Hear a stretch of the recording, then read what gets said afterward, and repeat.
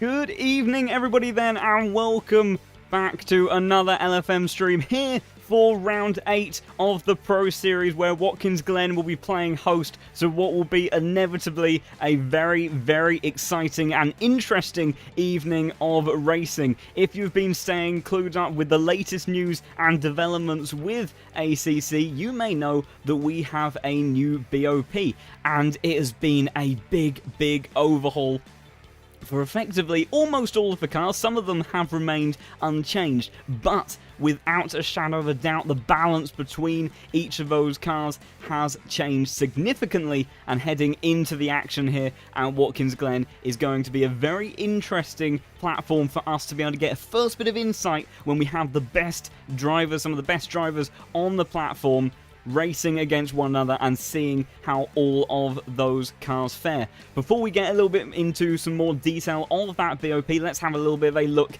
at our circuit for this evening. 11 turns of roller coaster mayhem around here. So much undulation and character in Watkins Glen. Down in towards turn 1 and then back up the hill through 2, 3 and 4. Can get a little bit tricky to negotiate on the opening laps, so hopefully we won't see too much in the way of incidents there for that today. Down the back straight into that very, very quick inner loop chicane, and then back into the outer loop of turn 5. Down into turn 6 of chutes. Really want to get your car tucked into the camber of the corner. We'll see when we go on board with some of our drivers, seeing exactly what it is like from their point of view. Up into turn 7 of toe, over the boot, and then down into heel corner. Slight typo there. It's not quite heel corner, but in towards heel. Up into turn 9, round into turn 10, another aggressive corner, and then all of the commitment into turn 11. Get a little bit cozy with the concrete wall on the exit there, and then to complete the lap on the start-finish straight.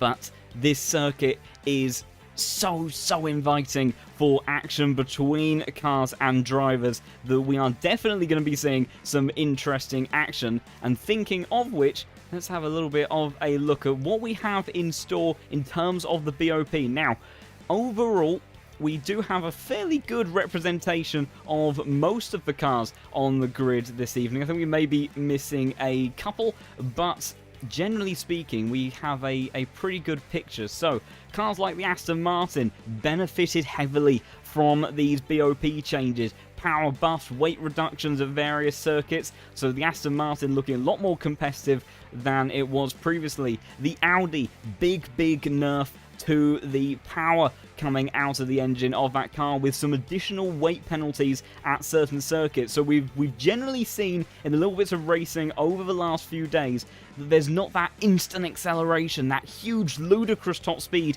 in the Audi that we've seen so often at some of the previous races. The Bentley has had a bit of a power adjustment at a couple of circuits, some weight penalties, some power increases, so it's generally gone a little bit back and forth. I'm not sure if we have any Bentleys on the grid this evening, unfortunately. The BMW, some power changes for that one as well, some weight reductions at certain circuits. The BMW seems to have just lost a bit, potentially, at certain tracks it was very strong at, but it's got a little bit better at some of the ones that it was weaker at. So, I think a fair adjustment to that car. The Ferrari, generally, overall, is relatively unchanged, apart from a couple of circuits. The Honda is looking very fast as of late. It's got some power increases, a couple of different changes in terms of the weight additions. The Lamborghini, big change for that car, power increases everywhere, and then the only penalty it did get was a weight penalty at one of the Intercontinental Series tracks. Then we've got the McLaren that has a bit of a power buff at a couple of circuits, and then one that is going to be very interesting to keep an eye on. I think we maybe only have one runner this evening that is going to be in the Mercedes, but that car is looking very quick as of late. Big power changes in favour of the Mercedes almost across the board, except for Bathurst, where unsurprisingly it's had quite a drop in performance, but there's been a major rework in terms of the aero and the drag, the downforce generation, and that's made the Mercedes a lot stronger than it previously was. So expect to see that car running a bit better. And then last but not least, the Porsche has finally got a bit of a power buff and also some changes to the drag mechanics of that car, allowing it to have a bit more of a top speed and compete with other cars. So still definitely is one of the cars that is lacking in straight line performance, but it doesn't make it so much of a sitting duck on these longer straights. So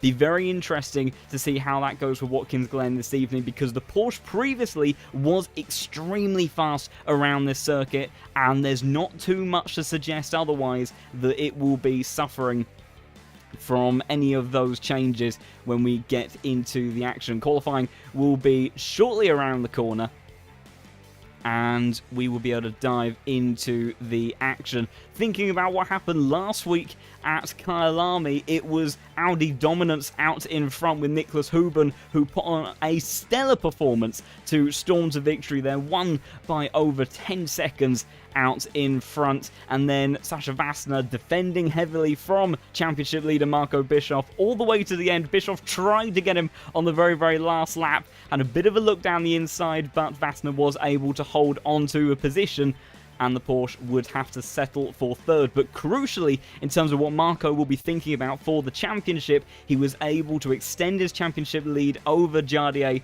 who around Kyalami in the M4 didn't have so much of a great time there and did lose out a chunk of points, and now sits about 600 points in the championship standings behind Bischoff, who is leading the way out the front. And then third in the standings, we have Darren King, and battling very, very closely with... who was it that we had next to Darren King? Karppinen is fairly close in overall points, less than 100 points separating those two. And then Eric Del Fanta rounding out our top 5 at the moment in the championship standings. So we'll have to see how all of those drivers get on this evening. In terms of the matchups of cars, we've got a decent series of Porsches and Audis, as you would typically expect on the field. A good few BMWs. Got a good bit of representation for the Ferrari as well, and the Ferrari could be particularly quick around this circuit. We'll have to see how the likes of Samir and Valentine Barra can get on with that car. We've got one driver representing Team Mercedes, another one for Team Honda. We do have a single Bentley on the grid in the form of Ryan Cooper, so there will be some Bentley representation, which undoubtedly I'm sure that some of the viewers will be pleased about. And would you believe it, we have the madman himself, Dom Healy, in the Nissan GT3. And that's one of the cars that didn't receive any changes in the BOP, because I do believe it's no longer used in the main championship. But it'd be interesting to see how Dom manages to extract pace out of that car. And we also have a little bit of McLaren and Lamborghini representation as well. So hopefully the server will be up now and we can have a look at the cars on track. So she'll just check that for a moment.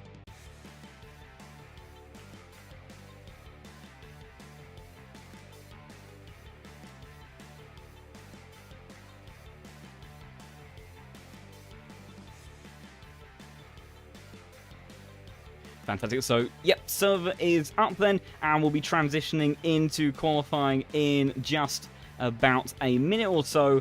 But, my goodness, do we have some exciting prospects for this evening. And also just want to say, once again, thank you everybody so much for the support on the channel as of late. Obviously, third stream on this channel, and we are already at over 400 subscribers. So, thank you so much for all of that support. It is making a huge difference, and really, really lovely to see everybody enjoying the streams as of late. And I am sure that as we hit round 8, we are going to have exactly the same sort of exciting levels of drama that we have had in the last couple of races. And will it be Marco Bischoff or Jardier that can push towards either enforcing or try and take back a bit of a hold on that championship? You have to say that in terms of the BOP and the general car performance, that we would have to think it might be in favour of Marco this evening, but we know all of our racecraft and experience that Jardier has. He can sometimes do something very special. So we are now into the session, so I shall move us over in just a moment.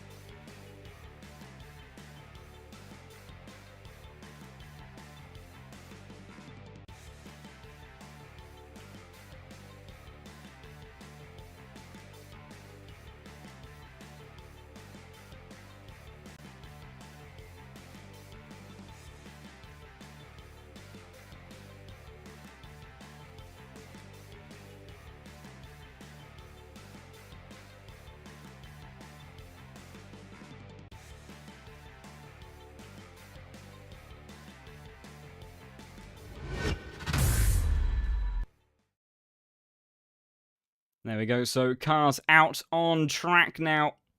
As it would help if I would add in the game audio, I'd imagine. But there we go.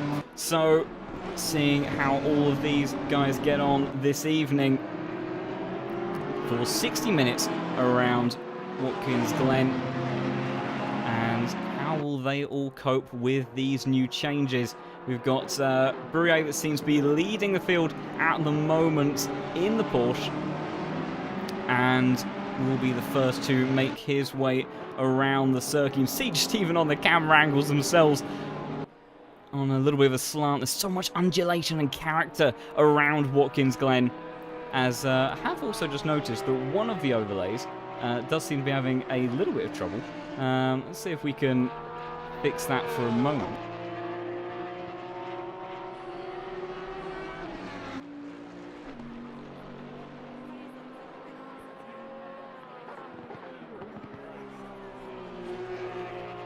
There we go. I do believe we are now back in business with that one then, and already keen eyes amongst the audience. Well spotted. We do have some rain potentially on the way in 10 minutes time, so these drivers really do need to get a bit of a move on, as that will certainly spoil the party.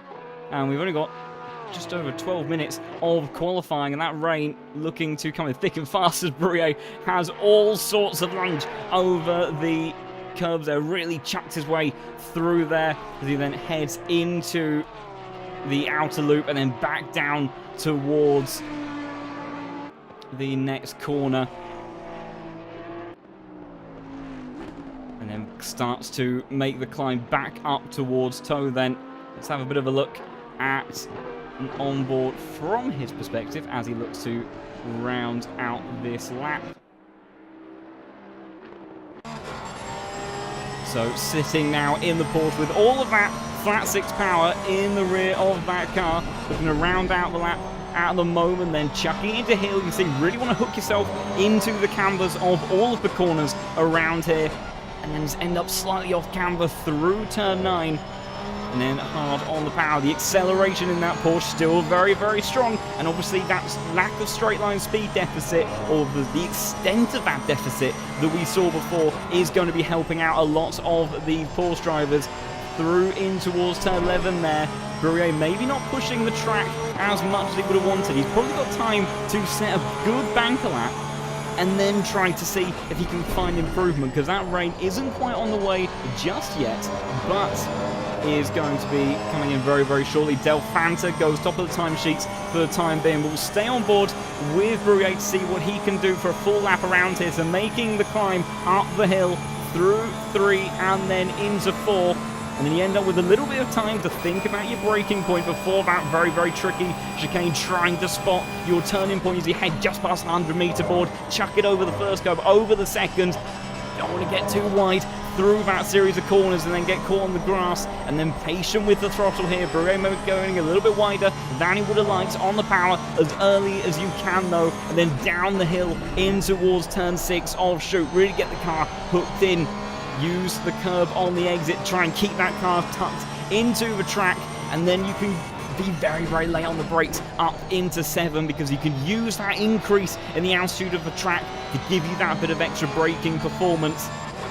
And then Brouillet continuing to power now down towards heel, braking again around the 100-meter mark. It might be 100-yard boards potentially, but then climbing back up towards turn 9, and then got to be really patient on the throttle through there as well. See, that exit curb is a little bit further away than the main white line, so you can look to push out a bit. Same with this corner. You'll see a lot of drivers really chucking around there. Oh, and the windscreen wipers already come on. So the chaos then, and you can see visibly on the weather setting that the rain is already coming down. And at the moment, Marco Yonkers is our man on pole position. And has he done enough potentially to take pole in what will be a very, very short session in this for effective qualifying? George Boothby, I think, just jumped up the order. He managed to get himself into P3, which, considering the rain must have come down about halfway through his lap, is a very, very strong effort. But I think fundamentally, I think it's going to be very, very difficult for anyone else to improve at the moment. So as we see Dom Healy in the background there, just coming through. Trying to see whereabouts Dom is on my timing sheet. Can't quite seem to... Oh, there he is. He's down in 26th position, excuse me, at the moment. But by potentially just under a tenth of a second, Marco Yonkers.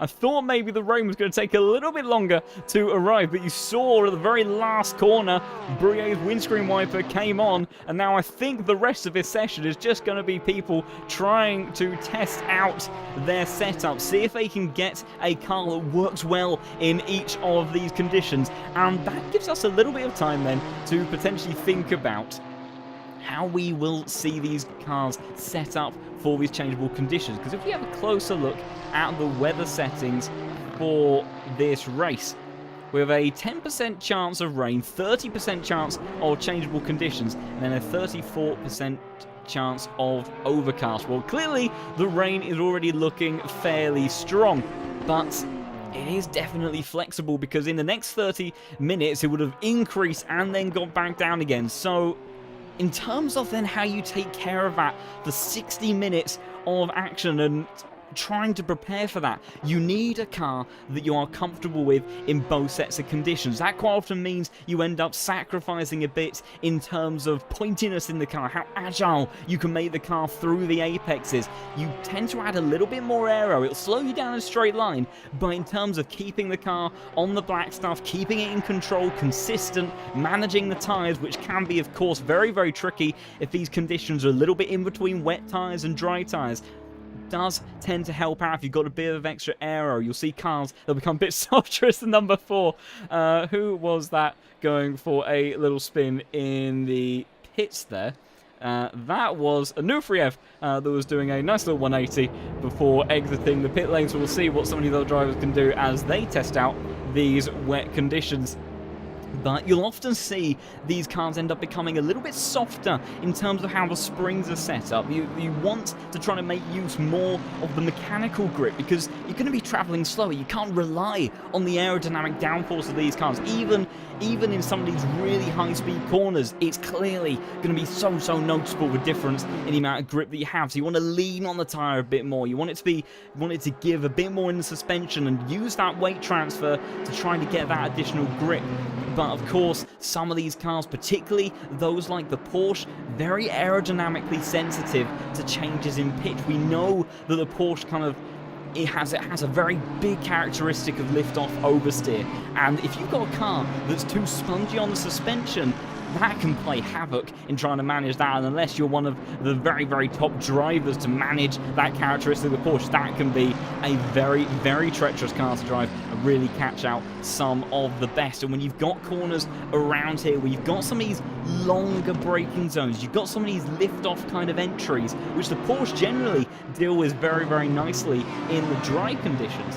But then when it comes to trying to tackle it in the wet, in those trickier conditions, you don't necessarily have that same level of confidence that you might otherwise do if you were able to run kind of your more intended setup. So it'd be really interesting to see how all of these cars get on. It also, in terms of how these drivers have maybe been practicing for the new BOP, how does that change how they are going to get on? Because if we have a bit of a look through our provisional order for the time being, we've got Porsche at the front, followed by an Audi, followed by a Ferrari, and then followed by a Honda. So we have 4 different manufacturers in the top 4, which gives us some very, very exciting prospects potentially for the start of this race. And depending on what sort of conditions we have, that could be very, very interesting indeed for how they deal with these. We'll have a bit of a look at some of the times the drivers that are on the circuit at the moment are doing. So if we can get an idea of who is coping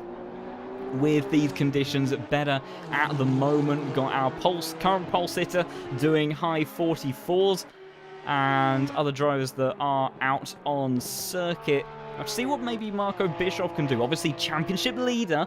And in terms of where is Jardier sitting, P7. So only a couple of spots separating these two. But Jardier will probably be very happy to see this rain and hoping it carries over into the main race, because the BMW maybe doesn't have the raw pace around here to be level with the likes of the Porsche, maybe even the likes of the Audi. But if we've got these changeable conditions, that's where the BMW does tend to be a bit stronger. It's good at managing its tyres. It's a stable car to drive. It naturally kind of wills you on to try to chuck it into all of these corners. Whereas the Porsche, the Audi can snap on you at several instances. So that could be very, very interesting indeed. Also got another name that I think is featured in the Pro Series a little bit earlier on in the season. We haven't seen in a few races. We've got the likes of Tommy Lydon currently sitting inside the top 10.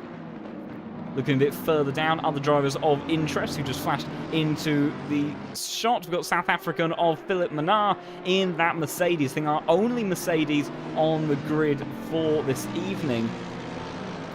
But in terms of the car and kind of what we've seen from this Mercedes in the recent BOP changes, maybe not starting in terms of the order of where he would have wanted to have been. And the Mercedes, even with the downforce changes, will it be competitive in the rain, in changeable conditions? We'll have to wait and see. But definitely in a stronger position than it was before. So we'll have to see what Manar can do. We've got just under 3 minutes left of qualifying left to go, but it is looking rather like it may be all said and done, as we've got Yonkers and then P3 man in that train as well, George Boothby, and Dom Healy in that Nissan GTR. And I have to say, a full kudos to Dom Healy for representing a car that quite clearly is not in the best position in terms of BOP, and that car has had a couple of good circuits in the past. Used to be very strong at Laguna Seca, actually, in particular, but generally speaking, maybe not quite the performance that needed to try to compete with some of the quicker cars. So what sort of times have we had from some of our other drivers then? We've had Del Fanta, 53 dead. Leon Burnt in the Honda, as it goes a little bit wide through turn 1, 53.6. Tommy Lydon has done a 53.3. Joris Appel looking fairly quick in the Audi, 53.1. Levi Thomas, a 0.6. And interestingly, Philip Manar, 52.8. So that Mercedes potentially looking fairly rapid around here if these conditions maintain themselves in towards a race. Matthias Kuhn in the Porsche, 52.5. So does look like we've got potentially also some drivers a little bit out of position in terms of the pace relative to what they might be able to achieve in these rainy conditions, and that will inevitably give us some very, very interesting overtaking action as we make our way through the race. But that's a big question, obviously. Will this rain stay for the 60 minutes of race? Will it phase in, phase out, or is it going to be a dry race and see this order all chucked around? We have about 60 seconds left of qualifying, and it is looking like this man, Marco Yonkers, he only has 1 lap to do it. It's almost a little bit of a Sebastian Vettel style masterclass here. 1 lap wonder, but full credit where it is due, taking pole position by almost a 1/10 of a second over Del Fanta, who's putting a good performance there from him. And then George Boothby currently sitting up in P3. He'll be wanting to have a bit of a better, a more successful session of racing today. Didn't quite have the enjoyment at Kyalami that I'm sure that he was hoping to. Got taken out on either the first or second lap, I believe, when it was still very, very busy. So starting in P3, changeable conditions, new BOP. Have to see what Boothby can do. Obviously, incredibly fast driver, and may well be able to challenge for the win here, but that is qualifying rounding out.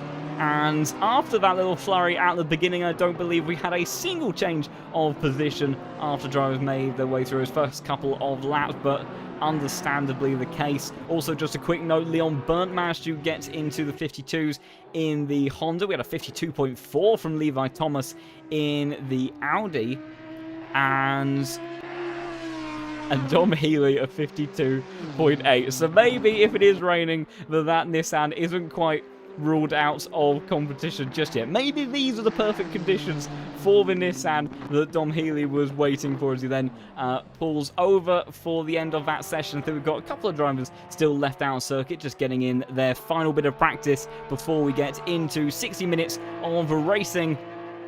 But for the time being, it does look like the Dutchman of Marco Jonkers has done everything he needed to do as we end up with an invasion from the usual sim racing bots. Very enthusiastic about sim racing, I must say. I'm not quite sure why they're so drawn, but yes, thank you to the moderators for taking care of that very, very swiftly. Don't need any of that going on in the chat, as just a couple of drivers left out on circuit for the time being. Our pole sitter and the number 10 car, that's Levi Thomas, has just pulled over, and that is qualifying officially over and done with. So Marco Jonkers then is your pole man for this evening. It was a very, very short and quiet qualifying session, but brilliant stuff there from him. Conditions. Watch out for curbs and exit, and remember to brake early.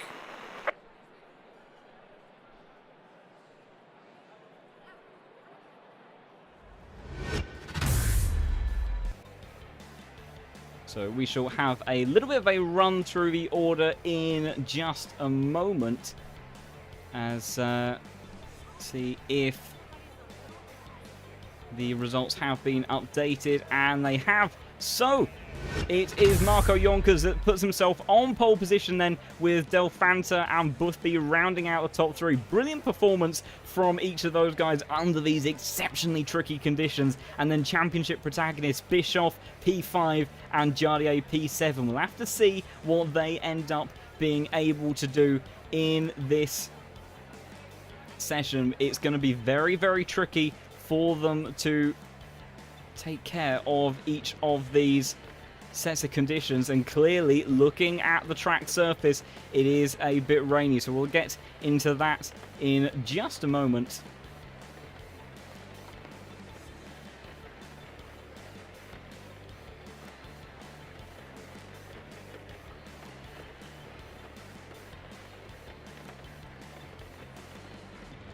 So let's have a run through our starting order then. So Marco Jonkers doing everything that he needed to do for pole position. Then Del Fanta is going to be starting in P2. Good effort there from him. George Boothby rounding out top three. Good starting position for the Ferrari driver. Leon Burnt then in P4 in the Honda. Good effort there to get the Honda up into the top five. And then our championship leader, Marco Bischoff, maybe not where exactly he would have wanted to have been, but crucially ahead of Jardier on the grid at the moment. Karppinen sitting in P6 then, and then Jardier P2 in the standings, P7 on track for today, and have to see what he can do.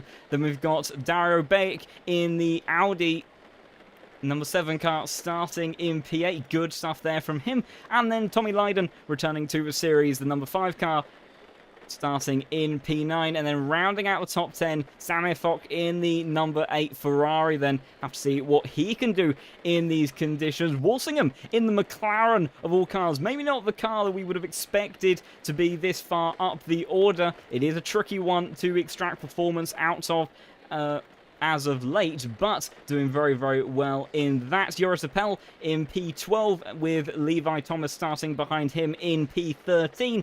And then the number 11 car of Leonardo Porco in P14 in the Porsche then.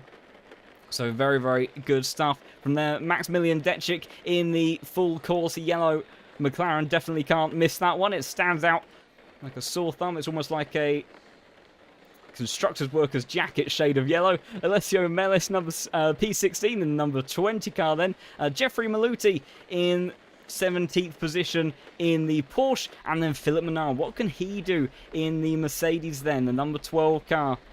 Have to see if he can use all of those BOP changes to work his way up the order. Then this man, Henrik Gamble, not in the position that maybe he would have wanted to be, and had a much stronger showing at Kyalami, but maybe will have some good pace in terms of the race today. Matthias Kuhn in P20 then, followed up by Hendrik Mischke in the number 19 car. The BMW then will be followed up by Soldatov, a driver that we know is very, very quick, very, very good racecraft as well. We'll have to see what he can do in these tricky conditions. Bruyere in the 23 Porsche then starts in 23rd. And then just behind Anufriev in the number 4 car. Another driver that we've seen near the front on multiple occasions. So I have to see what he can do. Ryan Renoir in the in the Lamborghini. A car that is definitely performing better than it previously was, but these wet conditions maybe not too ideal. Same goes for this man, Dom Healy, 26th in the Nissan GTR. The Bentley of Ryan Cooper then starting in 27th place. And then last but not least, Valentine Barrier in 28th in the Ferrari. So I have to see what he can potentially do in that car then.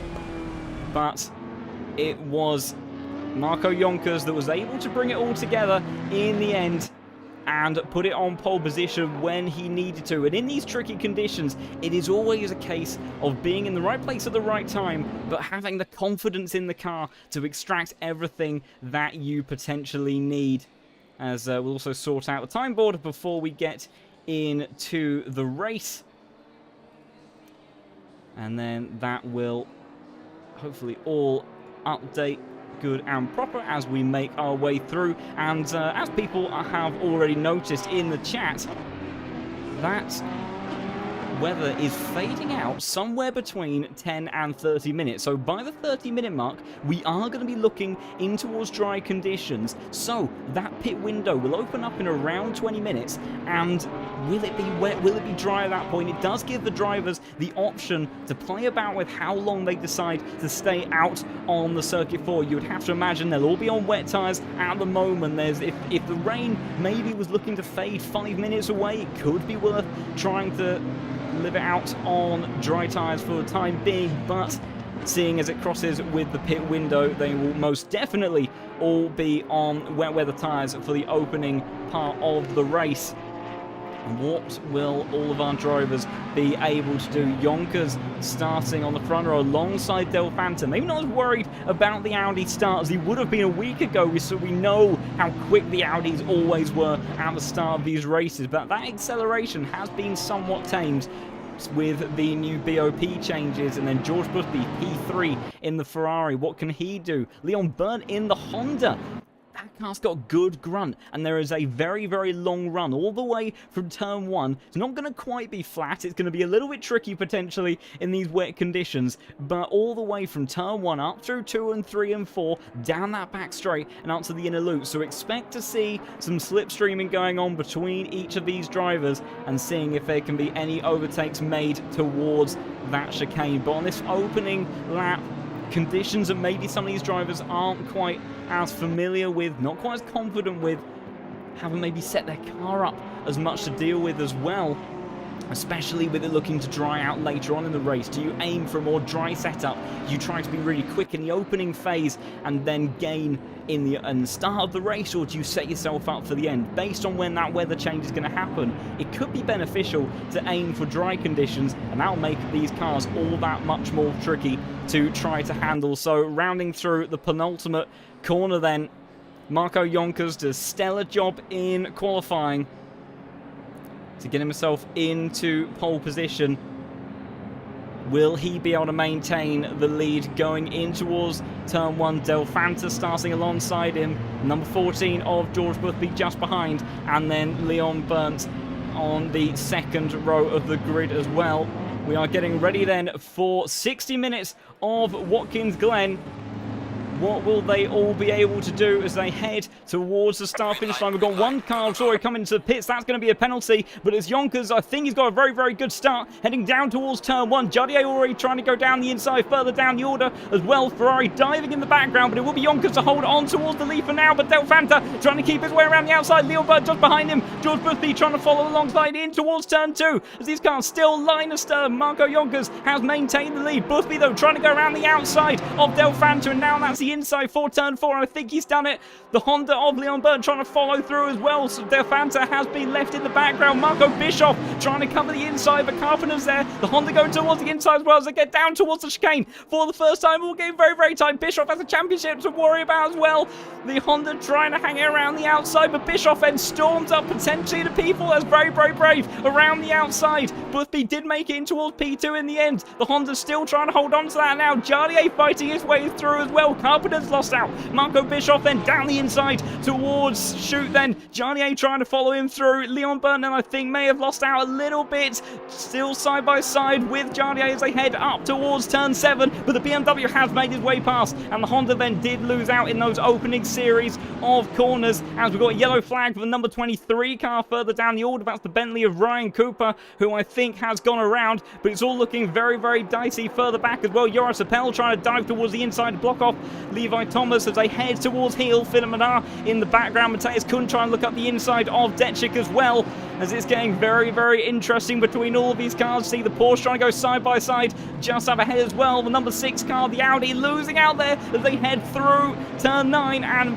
I think Menard then is going to get the inside going towards the penultimate corner of turn 10. And does he get the move done? And he does. So brilliant stuff there from him. Check back in at the front. Marco Bischoff now already putting pressure onto Delfanta, and George Boothby's made his way in towards the lead, so he missed that on the opening lap, but Boothby leads. Marco Bischoff trying to get down in towards turn 1. Can't get a move done onto the Audi. Jardier watching in the background, trying to see if he can make something happen, and he's got a good run potentially onto Bischoff as they head up through turns 2 and 3. But Boothby really pulling away now. Has he set up his car for these wet weather conditions? Jardier looking very, very racy on the back of the Porsche, and you can see Johnny already trying to sweep around the outside as they head towards the chicane. Can he get it done? This is big for the championship, and he does. Johnny then in towards P4. Bischoff drops down to P5, and it may even have the Honda to worry about in a moment, but that is a big, big move potentially for the standings, and Jardier capitalising on these wet weather conditions already. But look at Boothby already soaring ahead in towards the lead, and if he has set himself up for these wet weather conditions, he is doing everything that he needs to do right now to make up for what happened last time out at Kyalami, as he really stretches the legs on that Ferrari. Marco Yonkers not able to convert that pole position then. Delfanta settling for P3, Jardier P4, Marco Bischoff P5, Leon Byrne drops to P6 as looking further down the order a bit as well. We've got a bit of a tight fight going on between Samir Fock and Bayek as they head down towards heel corner for the next time. But he can't get anything done for the time being. What about Levi Thomas all over the back of Porco? And Philip Menard lurking in the background, gained 4 positions on that opening lap. So the Mercedes looking very, very strong potentially in these wet weather conditions. Matthias Kuhn also gained up a good amount of positions as well. He is on the back of this train. And unfortunately, further back, the 23 car of Ryan Cooper all the way, that's Bruyere, that is all the way down the order. We've also got Hendrik Mischka, who I think has come into the pits very, very early, as it's all getting very, very spicy. Back up at the front again. Jardier thought about a move potentially, as we've got Thomas and Menard swapping position. Oh, that's Matthias Good launching it down the inside towards turn 1 on Levi Thomas. Thomas has to go off the outskirts of the track at turn 1. Can a Porsche keep his foot in there? He's trying to keep a nose, but the Audi cuts it off. They then climb up through turns 2 and 3. Then the Porsche firmly locked onto the gearbox. Detchik trying to see if he can use the slipstream. We've got Ferrari of Melis just behind as well, who's trying to get involved in this one, who's looking the quickest out of all of them, using that Ferrari power all the way up the hill as they head up towards the chicane. One more time. Can he do it around the outside? And he does. Oh, has we got a moment for one of our lead drivers, or is that the time ball? It's Delfanta. Delfanta is off out the chicane. So what has happened to the man that was P3?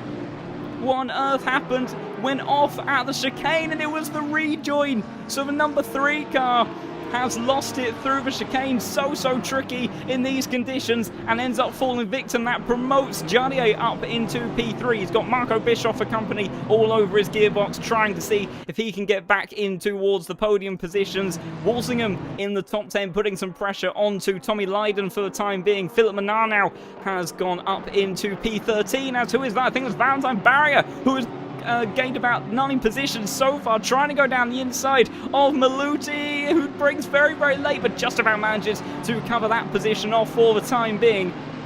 But Valentine in the Ferrari then looking very, very quick in the opening part of this race.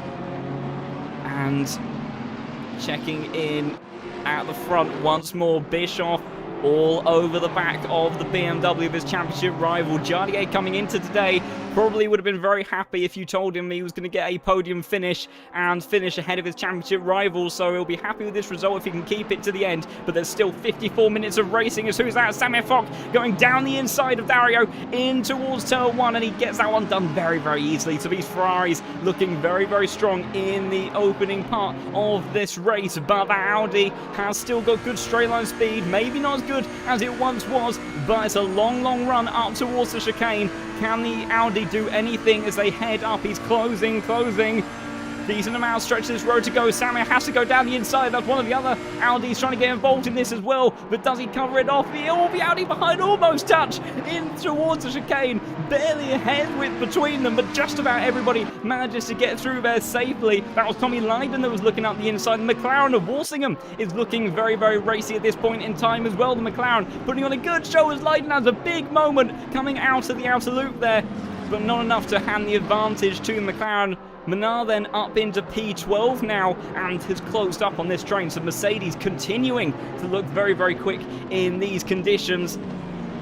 Zemporco going a little bit deep in towards toe corner there, but unable to do anything for the time being. But look at all of these drivers going towards that inside line. That's not them trying to break the slipstream. That is them trying to cool their tyres down. But someone is trying to defend the inside. It's Joris Appel who's going to launch an attack on Levi Thomas. I'm not sure if there's anything that he can do in towards heel corner. Mateus Good trying to capitalise on this as well. It's a good bit of defence from Thomas. He has the inside now for turn 9. Can he hold it there? The Porsche trying to slip through as well. A little bit of contact on the apex there. That's going to allow Mellis to capitalise on that as well. Is he? Thomas trying to squeeze him towards the inside, but he can't get through, and the Ferrari has to maintain position for the time being. But Mateus Kuhn there, opportunistic driving in the Porsche, getting very, very busy behind, as we've got Detchik trying to go around the outside of Mellis, Valentine Barrier trying to go up the inside. We've got Maluti trying to get involved in this as well, as they all charge down towards turn 1. Mateus Kuhn also trying to see if he can launch a move up towards the inside, but not yet. The McLaren though, can he get past Maluti? No. Can the Ferrari go around the outside of Detchik? Not quite. And now he's got Soldatov for company on the climb back up the hill through turns 2 and 3, but I don't think he's going to be able to do anything for the time being. It's very, very close out the front.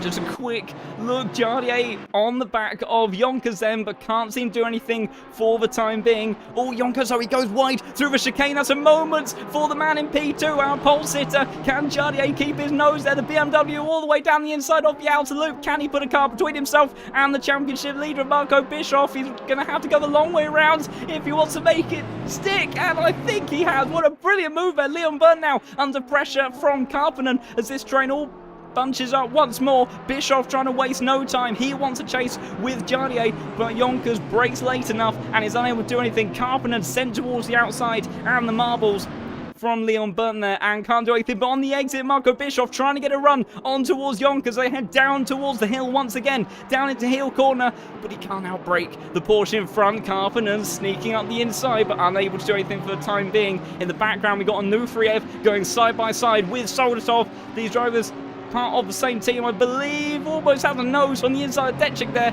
but can't do anything for the time being. And Detchik, I think, may have dropped out of the battle ahead a little bit there, as he was involved with the likes of Valentine Barra, who has continued to make his way up through the field. So good start there from the Ferrari. Remember, started at the back of the grid, gained 10 positions so far, so stunning stuff there from him. Oh, it's a big moment for Detchik in the background. How on earth did he hold on to that one and keep it pointing in the right direction? Has given a chance for a new free. Oh, we've got a car off. That's Appel that's gone off on the exit of the final corner, but we'll have to keep an eye on what's going on with some of these other cars, as it's all getting very busy back down towards turn 1. Then we've got Nufriev trying to get the inside of Detchik. We've got Soldatov trying to hold it 3 wide. We've got Renoir, we've got Cooper, all going side by side. I think that's Detchik off on the outside. Oh, it's further instance between some of the other cars. That's Soldatov, I believe, into the wall, as that all got very messy there. What on earth happened with all of those cars? It all started with Detchik. We see Appel losing it on the outside of turn 11 as they went flying down towards turn 1. You see Onufriev then, and then in the background Try to see if we can capture it all at the same time here. So Anuferev catches Detchik, and then it was Cooper and Soldatov that came together there, and they both end up losing out, and I think Soldatov just about kept it out of the wall, but unfortunately for the Bentley there, straight into the barrier. So disappointing for him there. In the meantime, Tommy Lydon going side by side with the Porsche of the number 11 car. That's Porco, who is going to come out on top there. Menard trying to see if he can capitalise on this one, gain another position as they all make their way over to the wet side of the track one more time as they all go nose to tail. Can't make anything happen yet. Porco trying to go all the way around the outside. That's a tricky one to make stick, but he's kept his foot in it. That's a hugely brave move on the outside of hill. That turns it towards the inside, going down towards turn 9. And will Tommy Lydon have to give in there? I think he might have to. That's brilliant racing there from the number 11 cars. They make a little bit of a touch on the entry towards turn 10, but the Porsche makes his way through. Can Menard do anything? Can he do anything about the Audi just in front? I'm not sure he can, but the Mercedes lurking in the background, benefiting from all of those BOP changes, but for the time being can't do anything. In the meantime, Karppinen trying to go around the outside of Leon Byrne in towards turn 1. Samir Fock has closed onto the gap here. Also, George Busby, 6.2 seconds out in the lead. He is loving these wet weather conditions, suiting the Ferraris massively. It's allowed Samir to close up on this train, but Leon Byrne now under all sorts of pressure. Yonkers under pressure as well, as they will all start getting very, very busy down towards the chicane. Who is going to try overtaking who? Can Bischoff get down the inside of Yonkers in towards the chicane? I think he may have just about made it stick. He does. Carpenter goes around the outside of Leon Byrne. Then, it's a big moment for the Honda. Can Samir do anything about the Honda then? It does seem to be struggling a little bit in these conditions, but I don't think the Ferrari can capitalise for the time being. Flashing of the lights there. Honda not too happy. Goes a little bit wide though. You have to remain so focused in these conditions there, but I think he'll be able to hold on for it for the time being. But big stuff then at the front of the field, because Marco Bischoff now has got into the top 3 and sees his championship rival just up ahead of him. But George Busby, 51.4 last time round, half a second faster than Jardier, who was half a second faster than anyone else. So lightning pace from the Ferrari out at front for the time being. This train still battling very, very hard. You can see the Porsche does look like he's struggling. Karppinen trying to see if he can sneak something up the inside, but he can't do anything for the time being. In actual fact, went a little bit deep there on the exit of turn 9. The Honda now looming, flashing the lights once more. Can he do anything about that BMW? Lost the position up towards the chicane. Also, look at the weather in 10 minutes' time. Weather is going to be fading to dry. You can see everybody darting over to the right-hand side of the track now to try and desperately cool those tyres. They will be screaming in these drying conditions, and Samir sends it down towards turn 1. The Honda driver did not expect that. I'm not even sure Samir expected that, but he tries to see if he can get a nose in through towards turn 2. Can the Ferrari out-drag the Honda? Got a little bit cozy with the curbs there. That will upset the car now. Out on the dirty part of the track. The Honda fight backs, but then it turns back towards the inside for Samir as they head through turn 4. So close between each of these drivers, but I think the Ferrari may have the straight line speed and the line he needs going down towards the chicane. Can he get the job done? And he does. That was a very, very late dive there from the Ferrari. It almost looks unplanned. I'm not sure exactly from the cockpit, but Samir then gets up in towards P6. These Ferraris continuing to look very, very strong. Someone else who is making his way up through the order, Valentine Barrier, down in P16, started in 28th. Oh, there's a couple of big moments on the exit there of the Out Loop 3 car, having a major wiggle on the exit curb. No such trouble for the two Ferraris, although Melis going a little bit wide through turn 6 there. Does that give an opportunity for Valentine to try to go all the way around the outside? That's an extremely brave move, and it's too brave. Oh, and he's almost undone all of that hard work there, and he loses a loss of time to the Ferrari in front, and he will have to drop back. He'll keep his position over Maluti, but unable to do anything for the time being. Matthias Kuhn trying to continue to make his charge up through the field, but hasn't been able to make his way past Levi Thomas for the time being. Last time around, the Ferrari, George Busby absolutely flying. 51.3, 7/10 clear of Jardier there. He has a 7.5 second lead. He is absolutely on fire in these opening parts of the race, but it is going to be turning dry, and it looks like it may return dry for the remainder of the race, so expect to see a lot of pit stops in the early phase of this pit window. Everyone's still making their way over to the right hand side of the track, other than Alessio Mellis, who takes a Kimi Räikkönen style approach and stays in the middle. Meanwhile, in the background, there's a little bit of perspective there. I thought we had some side-by-side action going on towards turn 1. Meanwhile, Philippe Menard in the Mercedes, good opening phase of the race so far, trying to see if he can do anything about the Audi just up ahead. We go on board the front splitter here, all of that V8 roar down in towards the chicane. Mercedes should be fairly good at taking these curbs, although maybe goes a little bit wide. But on the first day, makes and Menard loses it, would you believe it? Oh, the commentator cursor for Century there, completely upset by the curb through the chicane, and he loses 2 positions there. Mellis trying to get through as well, trying to see if he can go down towards the inside. He can't quite make it stick. Oh, Menard, I'm so sorry. I thought the Mercedes has generally been a car that's absorbed some of those curves so well, but it's clearly not working that time around. He got a little bit offline through that opening sequence, and it was one thing after another. It's a little bit of a theme sometimes with these American circuits. It happens at Coulter as well in that opening sequence. You get one corner slightly offline and it's all downhill from there. It really upsets the way that you take the next series of apexes, but Menard did at least manage to keep it pointing in the right direction. Barrier has already closed up onto the back of Mellis again, so he is looking very racy. Did make that mistake on the entry towards turn 7, but already fighting back. Clearly out of the 2 Ferraris, does seem to have the greater pace. We'll have to see what the lap times were. I think this is the lap after that spin, so he was a bit slower, as you would expect last time around, but this will be a bit more representative, although he's going for a move, potentially down towards turn 1. It's dicing about up at the front as well, but I think Valentine, can he get anything done? No. So he didn't have quite... Oh, as he almost goes into the back of the gearbox then of the Ferrari ahead. But he does set himself up a very nice exit. So let's go on board with Valentine as he climbs back up the hill once more through turns 2 and 3. He was in the 51s as well. So 51.8 for him. That was almost on pace with our leaders. Jardier was very quick last time around. So was Bischoff. But Valentine then trying to close in on Mellis up ahead, but he can't get a nose down the inside, going in towards the chicane for the time being. Mellis holds strong, and the Mercedes just up in front is able to maintain position as well. Doesn't have a repeat of the mistake from last time around. Meanwhile, all moment in the background for Tommy Lydon. Doesn't seem to like that corner very much at all. We've got a little bit of a train forming behind Dario here. We've got Walsingham, Porco. Oh, as that is a change of position. We just missed it of Mellis and Barrier. And Valentine, oh, it was a mistake for Mellis. Huge oversteer moment on the entry towards turn 6 there of Shoot. Got really poor. Oh, as I think he's gone off entirely now. What has happened to Mellis? It's all become undone. Oh, and just trying to recover the time.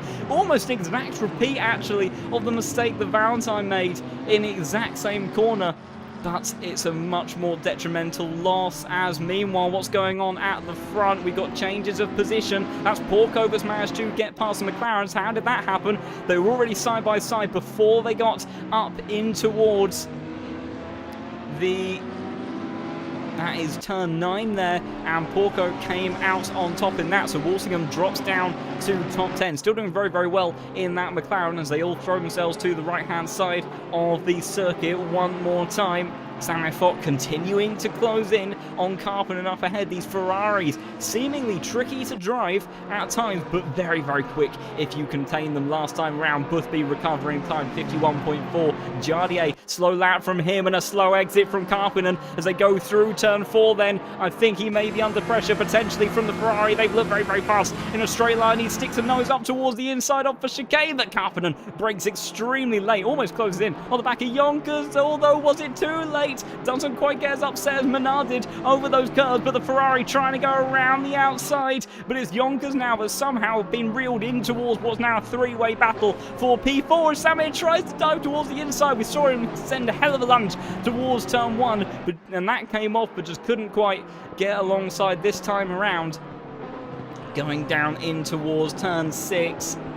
but clearly Samet looking very, very fast in these conditions. Pit window open then, so it's still evidently very rainy for the time being. It's set to dry apparently in about 10 minutes, but when will they look to try to make that transition? Sammy then unable to do anything, it seems, for the time being. Porco trying to look up the inside of Baek, who goes a little bit wide down in towards turn 8, but holds strong for the time being. This little train now forming up behind Tommy Lydon as well, as Manar may be under pressure from Barrier, who tries to sneak out the inside towards turn 9. Is he going to be able to get through in the Ferrari? They've been looking quick all in this first stint of the race, and Mercedes trying to fight back as they head towards turn 10. Can the Ferrari hold strong on the inside? And he does! Brilliant move there from Valentine, using that Ferrari pace, using the downforce, and using the advantage that he has in these wet weather conditions to get past the Mercedes. Manar, after that charge up the order, initially hasn't quite been able to show the same pace at all. Porco, very, very late on the brakes there, sends it in towards the first corner, and does that leave him susceptible potentially for a move from Walsingham? What is the straight line speed pace of this McLaren as they head up towards the hill? It looks pretty good to me, and that McLaren getting very cozy with the wall, but he's definitely gaining onto the Porsche, and there's contact between himself and Porco, who goes straight into the wall, manages to keep it pointing forwards. Lydon goes past the other Audis, all coming flying up behind. Porco then just about manages to keep it all going in the right direction, but that's a rework and a half on the front bumper of that Porsche. So unfortunate there. Walsingham was closing in behind and just misjudged it there. We've got Matthias Kuhn trying to see if he can do anything about Levi Thomas just up in front. See him do anything there, but he's got Barrier for company, who's still looking very, very quick indeed. The Ferrari remaining strong. What will it be like? What will the dynamic change between these cars as we head into the dry phase of this race? Matthias Kuhn trying to get out the inside of Thomas there, can't quite manage to do it, and does that now leave him susceptible from the Ferrari behind? Oh, as the Ferrari got very, very close to the gearbox then, but I don't think unless Barrier sends it up the inside, he doesn't. He thinks wisely about it, although maintaining the nose on the apex, but unable to do anything for the time being. And interestingly, Porco, despite that damage, has managed to stretch a small gap ahead of the McLaren, and it's Walsingham that right now is acting as the bottleneck of some of these other drivers. So Porco, we'll have to see if he repairs that damage, but that will be a heavy, heavy hit for that Porsche. Matthias Kuhn sends out the inside of Thomas as they go down into the final corner, but he gets it all on the exit. A Barrier might take the pair of them as it's 3 wide from the drag. Race down towards turn 1, trying to see if he gets his nose on the inside of Thomas, but Thomas holds strong, but he does get the advantage on Kuhn, and he does send on the inside towards turn 1. The number 10 car has to go towards the outside. Oh, and there's contact. They all manage to keep it pointing in the right direction for the time being, and Manar has managed to maybe get past the Porsche, but it's getting very, very busy as Thomas then tries to find a line. Kuhn tries to find a line. Barrier gets through for the time being, but still a drag race all the way up the hill as they head down towards the chicane. Valentine then did make a small amount of contact. He's coming under pressure now from the Audi. I'm not sure if Thomas is going to be able to do anything about it towards the chicane, and he doesn't, so Valentine does get through, although he's very, very deep in towards the chicane, but just about manages to pull it around in time. But that got very, very cozy. Oh, that was a very slow moment for Thomas, completely caught it. Oh, and that's Porco off again on the exit, and he just about manages to bring it back onto track, but what happened? That was with Walsingham once more. So Porco gets wide when he catches the grass all by himself. Maybe that aero damage just leading him to understeer off into the barrier. So that is very unfortunate, and you'd have to imagine that Valentine, he's been making short work of most cars ahead of him, as in the meantime we've got a battle going on with Anufriev and Delfanta, who is recovering as well, trying to see if he can get past Maluti. That is the Porsche in the middle of those two cars there. But so we'd have to expect, and it may even be about to happen now, the Ferrari looking up the inside. Can he get it done on Porco? He's had a torrid time over the last couple of laps, but Valentine Barrier trying to get through, and he does, and makes his way up into P11. Started in 28th position, and it hasn't been the easiest of runs, but right now in that Ferrari, he has managed to gain 17 positions, which is extremely impressive. Oh, as he gets very, very close with the wall on the exit of turn 11, though. Did he actually clip the barrier? Did he live up towards his name? Let's have a look from this angle, and he did touch it at the back left corner, did catch that, and that will be potentially a little bit of aero damage. Maybe a little bit of suspension damage as well for the Ferrari. I don't think it would have been too much, although it has allowed the Porsche to close up. I am going to check in, though, with Samir Fock because he is looking very, very race. Oh, it's Carpenter, and he's caught the grass on the entry. That's completely off out the chicane. Manages to keep it roughly pointing in a straight line, but I think Samir is going to get him. Does Leon Byrne get him as well? Not quite. So Carpenter then not able to withstand the pressure from the Ferrari after that time. Mellis. Who was that? That's so Soldatov's come into the pit, so one of our first pitters then. He's deciding to call it now and go on to the slick tyres, I would have to imagine. As Leon Byrne trying to put pressure onto Karppinen. Unable to do so for the time being, and now you imagine, you can see visibly how much drier this track is. These tyres will be screaming for dear life. Leon Byrne continuing to, he doesn't seem too worried about the tyre temperatures. Maybe he's looking to come into the pits very, very shortly, or they could be under pressure, of course. Obviously, your tyre pressures will go up with temperature, so maybe he's trying to get some more pressure into those deliberately. Who knows what is going on inside the cockpits of some of these cars. Carpenter, though, struggling a little bit as Leon Byrne, can he sneak up towards the inside, towards turn 10? He thinks about it. That's to back out for the time being. And will anyone else out the front of the field come in towards the pits then? I think that they've all remained out on circuit for the time being.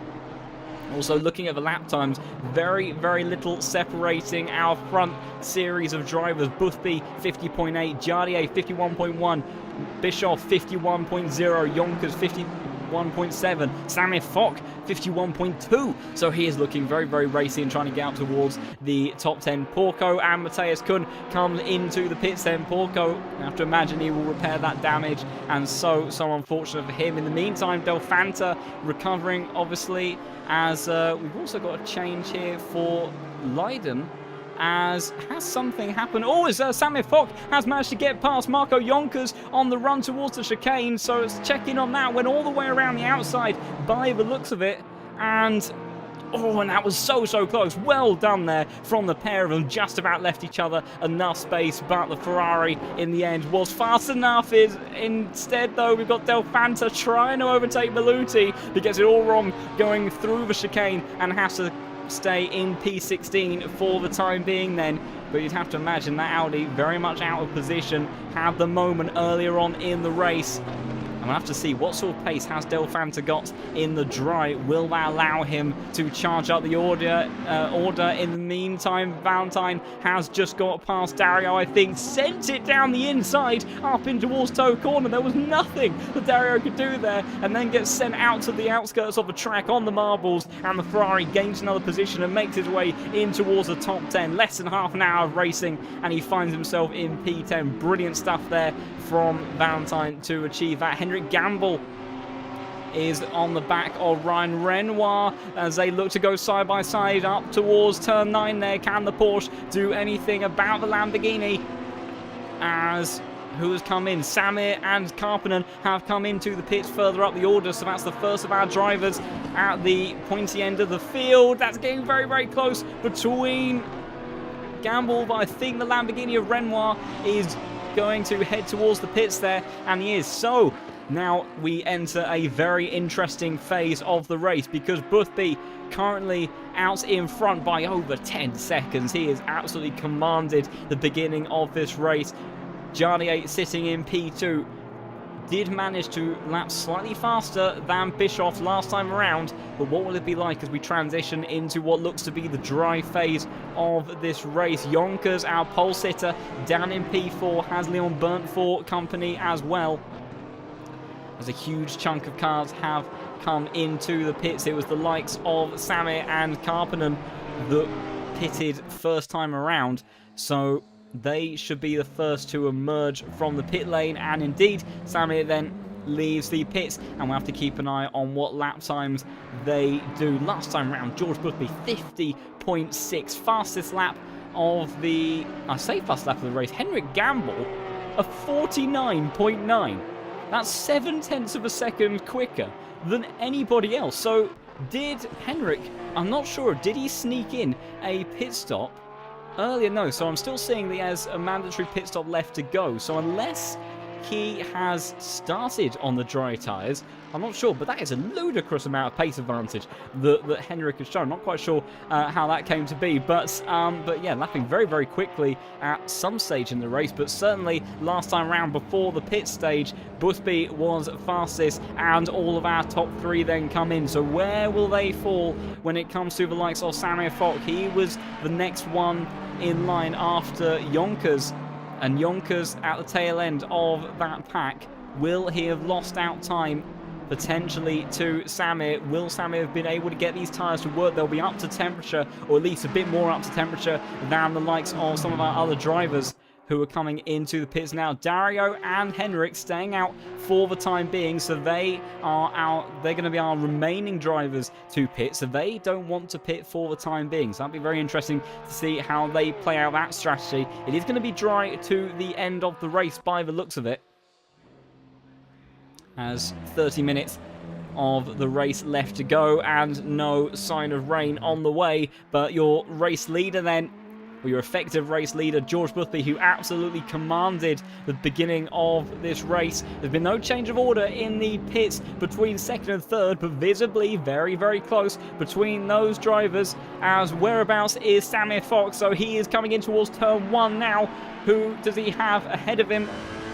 And whereabouts? So Yonkers has lost time. Yonkers then only has just come out of the pits now, and he's behind Karppinen as well. So Samir Fock and Karppinen, the earlier pit stop. Oh, who's that? That's Porco. Oh, Porco, number 11 car off in the final corner. He's, I think, left the session, so I can't see how that one has played out, unfortunately. But Porco's day goes from bad to worse then, as Matthias Kuhn trying to do something about the Nissan ahead, but he can't. But what about Levi Thomas trying to get his way past Tommy Lydon, trying to see if he can go around the outside? Oh, that gets very, very tight between those two, but they just about managed to make it through there safely for the time being.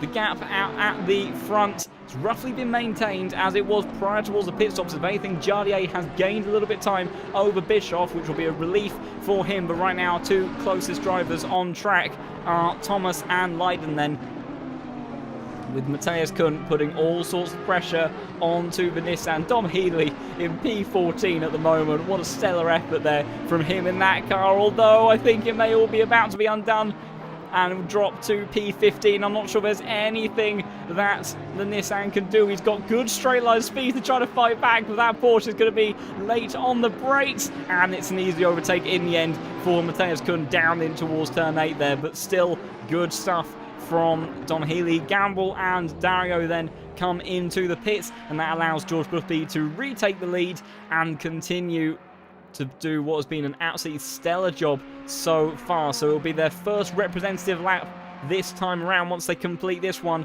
and we'll have to see what is the pace of all of these drivers. It's not technically entirely dry yet, greasy conditions, but I have to see what each of these cars can do. It was a 46.7 for Samir Fock, a 46.4 for Karppinen, so they're looking very, very racy, as is Valentine, again continuing his charge through the field. He's in P9 at the moment. Can he get his way up into P8? He's all over the back of Walsingham, who has been involved in some incidents already. A good straight line speed for McLaren, managing to hold its own up towards the chicane, though in the background we've got Thomas trying to go around the outside of Tommy Lydon once more. Oh, he clips a little bit of the dirt on the first apex, but manages to just about hold onto the car. Leon Byrne goes very, very wide on the exit of the outer loop, but manages to keep it all together. A little bit of a wide moment for Walsingham, but the Ferrari unable to do anything for the time being. We've also got the likes of Henrik Gamble, that I think is chasing down Appel at the back of the field, so we'll keep an eye on that one as well. Bischoff has taken half a second out of Jardier in that fight for P2, and also very, very crucial positions in the championship. The Ferrari looking down towards the inside, in towards heel. Walsingham goes a little bit wide on the entry, but unable to give the Ferrari an opportunity for the time being. So Valentine will have to set something else up. Tommy Lydon continuing to sustain the pressure from Thomas behind. These drivers very, very close together. We've got about 25 minutes left on the clock to go. The Ferrari all over the back of this McLaren, but the McLaren clearly one of the few cars that the Ferrari does not quite have the same straight line speed advantage over. We'll go back on board the diffuser of this McLaren. You can see opening up the gap even in the slipstream over the Ferrari. Valentine, not sure if he repaired that little bit of aero damage that we imagine that he would have had, so he may be running a little bit wounded, which may not be helping him. Meanwhile, Del Fanta, we were wondering if he might come back through the order. Fastest lap of the race last time round, 44.937 then for the Audi driver, who is in hot pursuit of Anuferev as a barrier. Oh, and he has managed to get past the McLaren of Walsingham, though. In the background, we've got Tommy Lydon once again defending from the Audi of Thomas, but unable to do anything about it. And then this little train forming behind Dom Healy, who's having a big slide in that Nissan, and allows Anuferev to launch it and attack down the inside in towards turn 5 there. And does get through. Does Del Fanta manage to capitalise as well? He's going to dive down the inside of Chute, and this Nissan plummeting down the order in the dry phase of the race. Perhaps not too surprising. The car just does not have the outright performance to keep it with. Oh, that's a very, very bit of deep braking. I thought that Del Fanta, it was actually Dom Healy that goes extremely wide there on the entry toe. It looked like Del Fanta was the one that carried way too much speed, but maybe he is just absolutely loving these dry conditions because he seems very confident right now. Meanwhile, Menard also over the back of Dario, trying to see if he can sneak his way through, but unable to do so for the time being. But check out this battle for P2, because Marco Bischoff, in these dry conditions, we wondered if the pace advantage would start to head back towards the Porsche, and Jardier then in the BMW. He was loving it in the rain. He was able to get ahead of his championship rival in the rain. He was in P2, but now that starts to come under all sorts of pressure because the Porsche of Bischoff is all over his gearbox. And let's hop on board the front splitter of the Porsche. It's a car that's struggled for straight line speed in the past with the new BOP. Can he take the fight to the BMW? Oh, it's still not quite enough. The BMW just about has the legs, and it's like Suzuka all over again between these two. And George Boothby will be loving this, because this very much helps him try to maintain that advantage up at the front. Meanwhile, I think Detchik and Maluti going side by side in towards turn 1. Henrik Gamble also trying to make a move on Joris Appel. They're still side by side up the climb of 2 and 3. Then is that going to allow Appel to get alongside Maluti? I think it is, or a little bit contact in the middle of turn 2 there, and that allows Henrik Gamble to start trying to get involved in this. He's going to use the slipstream of the Audi in front. I'm not sure if he'll get the pair of them, because that Audi is going to be pretty racy up the hill. He thinks about it, but not quite. And Maluti then, I think, loses 3 positions there in effectively a single corner, so not what he would have wanted. Meanwhile, Marco Bischoff continuing to put all sorts of pressure onto Jardier. So much racing experience between these two coming into this race, and most of these races, of course, with the top 2 LFM license ratings. And they have those ratings for a reason. They are astonishingly quick, as Bischoff, though, starting to flirt with the edges of the track. In the meantime, Henrik Gamble trying to go around the outside of Joris Appel. He can't quite make that one work, and the Audi will hold strong once more. And the Porsche will have to try to find another way, but right now it does look like Henrik Gamble is looking very, very quick in comparison to the number 6 Audi just up in front. Does he think about a dive towards turn 9? He thought about it.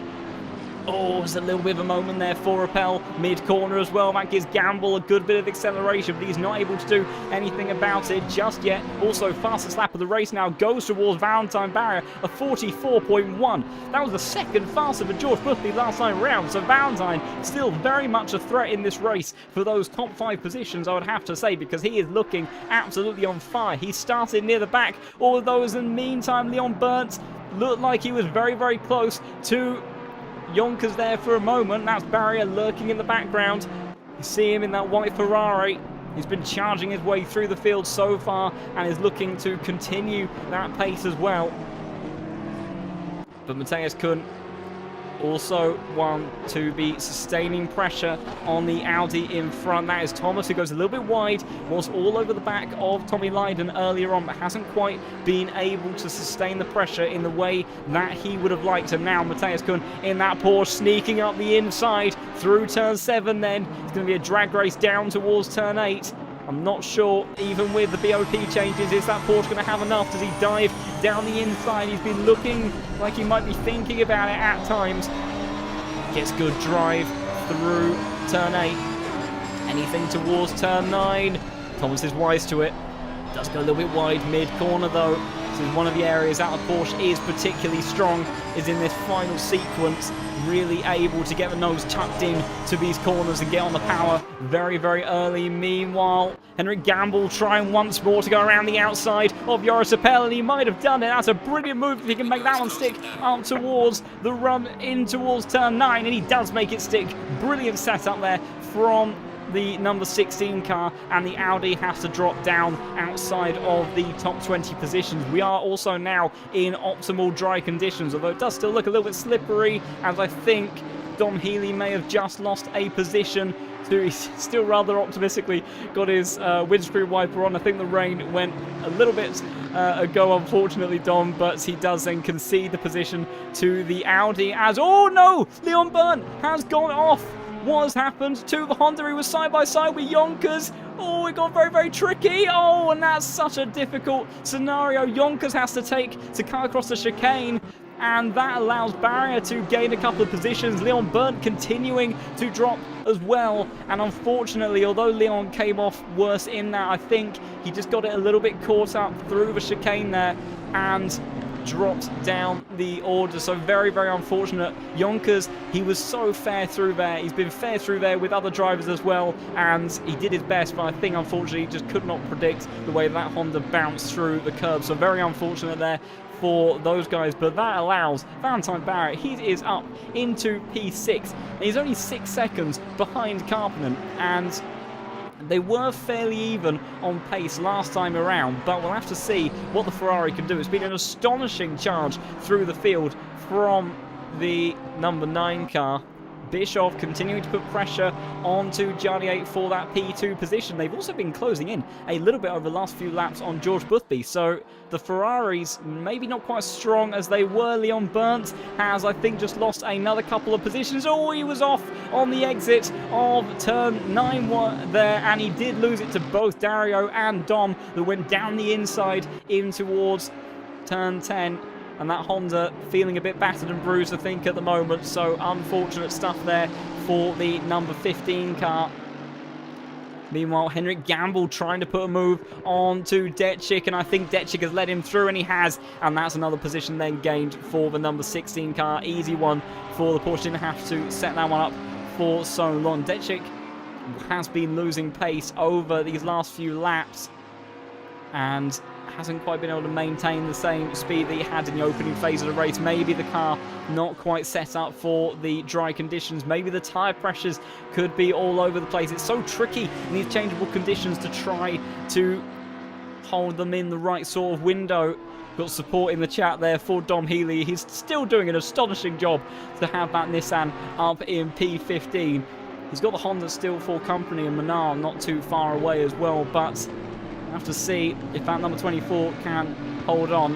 I do appreciate the optimism of that windscreen wiper staying on. I think he would be further up the field if it had remained wet conditions. Everyone levels out a little bit, and also pure driving skill and adaptability really starts to play effects in those sorts of conditions, and it allows you to sometimes make up that deficit that you may inherently have in a car that is not as strong. But still a good effort for the time being for Dom Healy. Meanwhile, Marco Bischoff once again all over the back of the gearbox of Giardi 8. They've reduced that gap to the front now to about 9 seconds. So these two definitely lapping faster than our race leader, but with 16 minutes left on the clock, and especially if these two start to battle, I'm not sure if they're going to have enough time unless the Ferrari up in front has a moment to see if they can close in. But Bischoff closes up in slipstream, lost a lot of time there through the chicane, did not get that one right whatsoever, and it's such a tricky area. It's a bit like the cheetah curve. You have to be so precise, so committed, and so fast through that series of apexes, and when you're following another car, it is so tricky to do. Also, just want to check in with some of this other action going on, because Karppinen very close to the back of Samir Fock now, and as we'll go on board the rear splitter, you'll see a little white speck in the background as they come through. Oh, we'll just for a moment, we want to jump back because I think Manar has just got the position on Leon Burnt. Oh, and I think that was going up towards the chicane drag race, and that aero damage on the Honda Mercedes allowing himself to get through. So good stuff there from him. But yeah, if we look on the rear splitter in just a moment of this BMW, we'll see a little white speck appearing in the background. There it is. That was the Ferrari of Valentine Barry, just flashing into him in the image every now and again. But right now, he's the only driver currently up on his Delta. He set the fastest lap of the race last time around. He is absolutely flying. Valentine is on another level right now, half a second faster than our race leader, 0.3 of a second faster than our race leader, and he does a 43.9. Despite maybe what damage he may still be carrying, this number 9 car is absolutely soaring through the field. And right now, with the way that Karppinen and Samin may start to battle in the not too distant future, Valentine, after having started at the very back of the field, may have a chance, certainly for the top 5, as Dario and Anupriev going side by side in towards turn 1. But the Audi driver not able to do anything for the time being and doesn't quite have the same straight line speed advantage that they have been enjoying over these previous weeks. We'll hop on board this front splitter. Seems to be gaining though over Anupriev. Anupriev maybe running a really high downforce setup for that early phase of the race. The Audi going to go towards the left-hand side. They're going to be side by side in towards the chicane, but he can't quite do anything around there. Anupriev holds strong for the time being, as does Dom Healy in P15, but he's continuing to come under pressure from Manar. The Honda has dropped back. Meanwhile, Joris Appel trying to get past Detchik, who's continued to drop down the order, and the Audi sweeping in front of the bright yellow McLaren before the apex of the corner there, and makes his way through. Meanwhile, someone who has been stuck behind the gearbox of another driver for a long time, a driver he would love to get past, Marco Bischoff, still staring at the rear bumper of Jardier there. And it's also worth noting, as of yet in this championship, Jardier, our only two-time winner in these opening 7 rounds.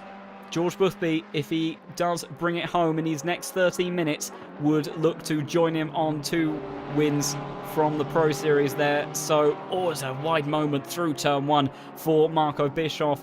Does keep his foot flat to the floor, but just unable, seemingly right now, able to do anything about the BMW up in front.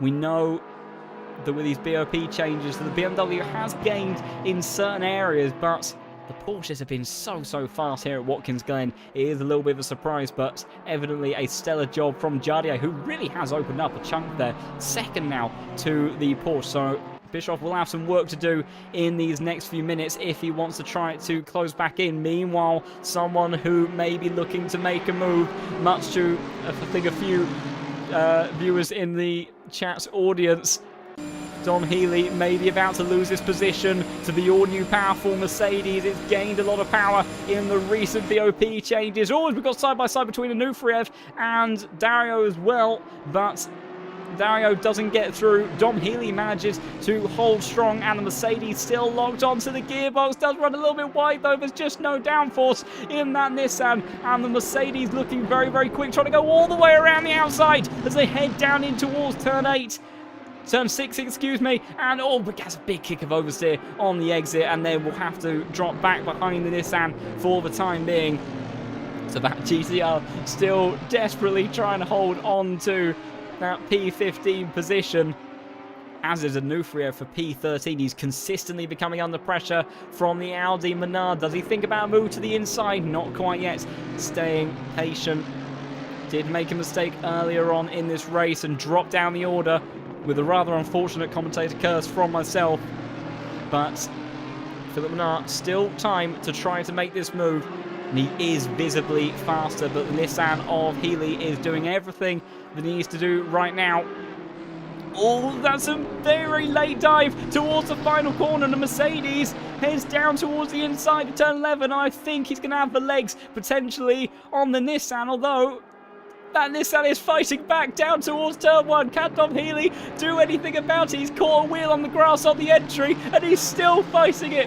And the Nissan will potentially have the horsepower going up the hill. Dom Healy doing everything that he possibly can to try to hold on towards this position. Will go on board this left corner, and he has got the Nissan back in front, doing everything that he possibly can to keep this Mercedes behind, who's going to be firmly into the slipstream once more and does look to get a nose down towards the inside, going in towards the chicane. Can Dom do anything about it this time around? He's trying to keep it side by side. Menard gives him room, but the Mercedes does eventually get through after a valiant effort from the Nissan GTR there, who now comes under pressure from Leon from behind, and unfortunately the GTR eventually has to relinquish P15 and drops down to 16th place. But great battle between those two drivers, so fair, so fast, and valiantly defended from Dom Healy as long as he possibly could. Use that power advantage as best as he can, as in the meantime the Porsche of Henrik Gamble trying to sweep all the way around the outside, going in towards turn 7. It'd be a brilliant move if he can set it up, but he might better get a drag race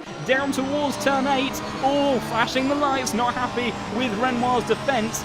It looks like it may have been okay to me. I think Renoir maybe parks it a little bit on the apex there to try to cover off that cutback from the Porsche, but unable to make the move for the time being, as Renoir, also one of the optimistic drivers with the windscreen wipers still on. I wonder if they've lost the option to turn those off. I can't imagine that's too helpful at this point in time, but he's coming under all sorts of pressure from the Porsche, and you'd have to imagine that Henrik Gamble, he's got a huge run coming out of the final corner there, trying to see if he can get a look up towards the inside going into turn 1. Does he think about being late on the brakes? And he does. Renoir gives him room on the apex of turn 1, and he does fight back. Brilliant stuff there from the Porsche driver. I'm not sure if the Lamborghini will have anything to fight back with going back up the hill. Did receive some power increases around a lot of these circuits, as all what's going on between Dom and the Honda of Leon, and Dom continuing to try to hold on to any position that he can. The Honda looking quicker, a little bit of a slide there for Dom Healy, covers the inside on the entry towards the next corner. Meanwhile, Henrik Gamble and Renoir going side by side up towards the chicane. Gamble just about keeping it on the black stuff and holds on to position. The Honda firmly locked onto the gearbox of Dom Healy then, trying to see if he can make anything happen. 8 minutes left on the clock. Up at the front, Bischoff has started to close in a little bit once more on Jardier. The pair of them have closed in onto our race leader, but still almost a 9-second lead between those drivers. We've also got a little bit of a battle heating up between Del Fanta, recovering, of course, from that mistake earlier on in the race. So a good effort and resurgence through the field from him.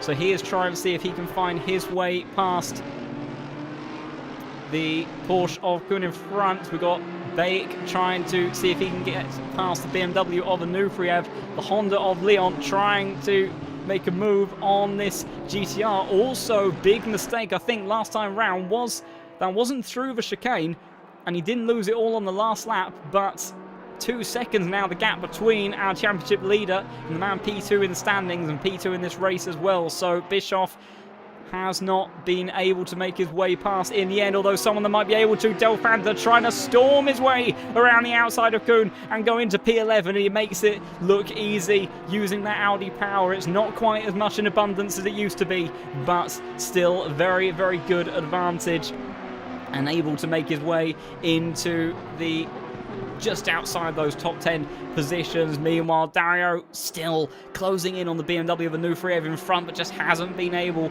to find a way through these BMWs. They do seem to be vulnerable on the straights, but just not quite vulnerable enough unless you're in something like a McLaren or Ferrari, who seem to really have a strong package around here today for straight line speed. Leon Byrne has dropped a little bit away from the Nissan GTR.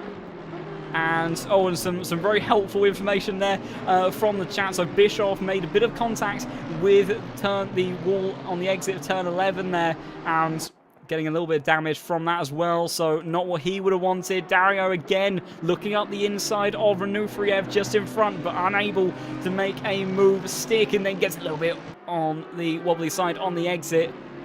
unable to get the power down in the way that he would have wanted. Meanwhile, Karppinen has been reeled in now from the hard-charging Valentine Barry in that Ferrari. He started 28th on the grid, and he's fighting for the top 5. It's been an absolutely stellar performance from him all race long. As we go on board with the Ferrari, Karppinen almost skating off into the barrier then. But he's got a different barrier to worry about because that Ferrari behind, we know how quick it is in a straight line. It's not able to get past just yet, although in the meantime we've got a bit of a argy-bargy going on, I think, between the Mercedes and Menard and Dario, who dropped back. So Dario, what happened to the Audi? I wonder if he made a mistake on the exit of turn 11 because he dropped well back from Onufriev, and that allowed the Mercedes of Menard to get past. But Valentine, so quick all race long. You have to imagine what would have happened if he didn't start at the back of the field. Could he have challenged Boothby at the front, who has been able to open up that gap once more? So the Ferrari pace continuing to be strong in these latter portions of the race. Also, apparently some of our race leaders, or Bischoff in particular, struggling with tyre pressures. That is the concern in these changeable conditions. Was there a change of position, I think, between Brouillet and Maluti? Brouillet able to get through on the inside towards turn 1 then. Meanwhile, someone else that's trying to make a bit of a move is Valentine, who just fallen off that car as a yellow flag has come out for Henrik Gamble.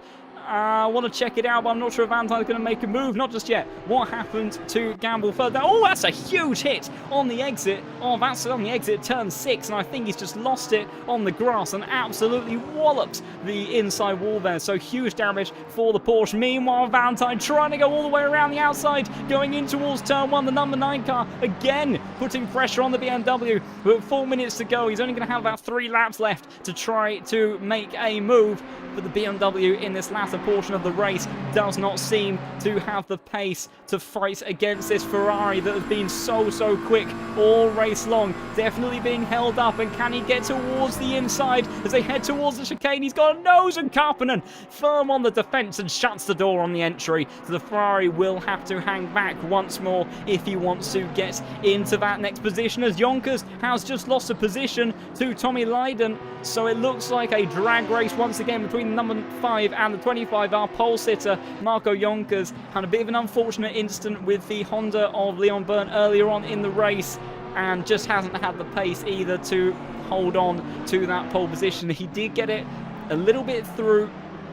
I don't want to discredit Yonkers by saying luck, but because he did everything he needed to do when he needed to do it. But we do know that when those conditions happen, it can kind of shuffle the order around a bit. So maybe not being in the exact position on raw pace that they arguably would have been in a more standard qualifying session, but still positives to take away for the number 25 car today as he tries to hold on to one of those final top 10 positions, as Barrett continuing to try to see if he can sneak his way up into the top 5. Karppinen, though, holding strong. George Boothby has reopened up that gap at the front, so the Ferraris looking very quick in the latter stage of the race. Still drops off a little bit from the pace, as meanwhile Valentine goes towards the outside again. Karppinen has to defend, but that's opened up a much better line for the Ferrari, and almost contact on the exit of turn 1 there, and the Ferrari may be able to get through on the entry towards turn 2, and I think he may be able to do it, and he does. So Valentine finds a way through and gets past a BMW who has got his face full of the Ferrari's gearbox, and he's trying to fight back on the drag race towards the chicane, but I'm not sure his Karppinen going to be able to do anything. He's been able to defend it before, but Valentine has the inside line, and he has P5 in this race after an astonishing drive through the field. Absolutely epic racing between those two there as he storms into P5. I also saw Gamble and Renoir battling not too long ago. What was going on between these two there?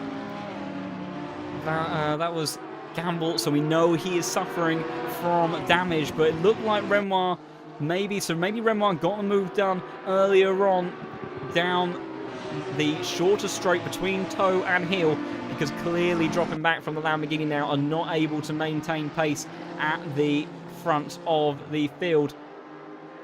but someone who has been in absolutely stellar form all race long is George Boothby, who will be starting the final lap of this race. He's been absolutely untouchable, just has one more lap to go. Meantime, Joris Appel now trying to go around the outside of the number 16 Porsche as they go side by side through turn 6. This was where Gamble lost it before. Doesn't have to worry about the outside curve this time, but what he does have to worry about is the Audi that's going to dive towards the inside of turn 7. Then does Detchik trying to get his nose involved in this as well, because Gamble, with that damage, falling down the order and losing positions time and time again at the moment. See Detchik searching down the inside, but he can't make it stick just yet. Del Fanta also looking very, very racy on the back of Thomas for the time being. Also, just to answer a question in the chat, the camera transitions are all me and manually done, but are heavily aided by ACC TV, one of the supporting firms for the LFM streams, and a fantastic tool set, so do look towards some of their stuff. Links are in the description, but Del Fanta trying to go around the outside of Thomas in towards the chicane, can't get it done. Meanwhile, yellow flag for Mellis, who's gone around at the back of the circuit. Oh, and that's on the entry towards turn 10, and he's just had a big oversteer moment, I think, by the looks of it. But meanwhile, at the front then, it is going to be, by the looks of it, George Boothby, after an absolutely commanding charge towards the front. He got it done almost by the end of the very first lap, and he has led this race effectively from start to finish. The rain didn't faze him, the changeable conditions didn't faze him, and George Boothby then becomes a two-time winner in the LFM Pro Series and makes up for the tragedy that was Kyle Army. Fantastic drive there from him. Just going to quickly check back with the likes of Del Fanta and Thomas that's still battling very, very hard. Looks like they may be able to hold on to it for the time being. Jarnier gets P2. He holds off his championship rival of Bischoff, who has to settle for P3. Valentine Barrier almost managed to get P4, would you believe, who has had an absolutely tremendous race. And I have to say, whilst George Boothby was stellar all race long, I have to give credit. Valentine Barrier, fastest lap of the race, 23 positions gained and finishing P5. Absolutely mega stuff from him. Del Fanta didn't manage to get past Thomas in the end. Manar, this trio have been fighting for a while, but hasn't quite been able to make the move stick. Meanwhile, we've also got Detchik and Soldatov still battling very, very closely to one another. Anufriev did hold off Manar and Dario to the line. Detchik, though, is coming under pressure from the BMW behind.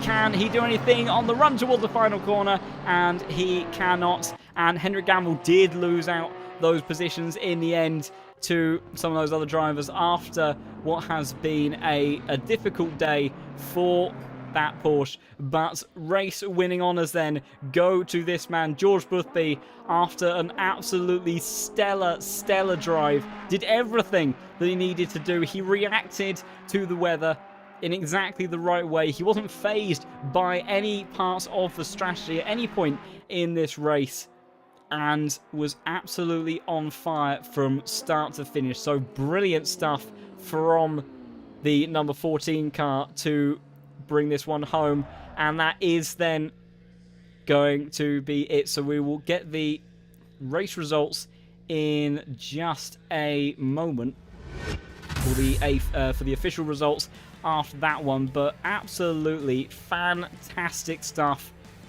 from all of our drivers. We had so much hard but clean racing through that entire race, and it really is a huge credit to the talent that we have in this Pro Series field. In those tricky conditions, how often they went side by side through the chicane was just absolutely mega stuff from each and every one of them. But in the end, the man that absolutely dominated that race was, of course, George Boothby. And also, interestingly, for the championship, Jardier P2, Marco Bischoff P3. I think Jardier will be very pleased with that one. He started P7, 2 positions behind Bischoff as well, remember. But he just managed to play the strategy and everything right for what he needed to achieve. So, very good stuff there from him. I'm just trying to see if the race results are going to come through. Seem to have a little bit of an error for the time being, so hopefully we can get an official timing sheet. If not, I shall do my best to run through the order regardless. But what an absolutely action-packed filled 60 minutes of racing we had there. That was just almost non-stop fantastic stuff all the way through.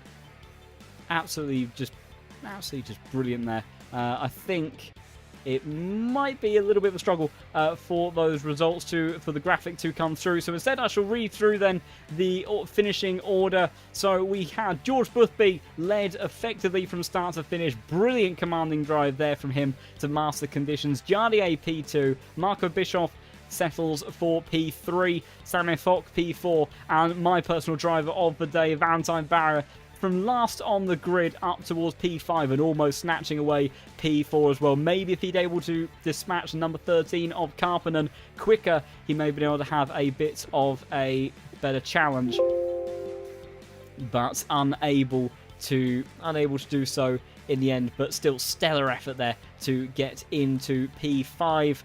P6 then, Karppinen, Walsingham in the McLaren. Good effort there from Aiden in the 28 car to finish in P7. And then in 8th position behind him, Marco Jonkers, our pole sitter. Got it all right in the qualifying. Had a little bit of a tricky race at times, but... excuse me, sorry, I've missed our driver there. Leiden finished P8, Jonkers P9.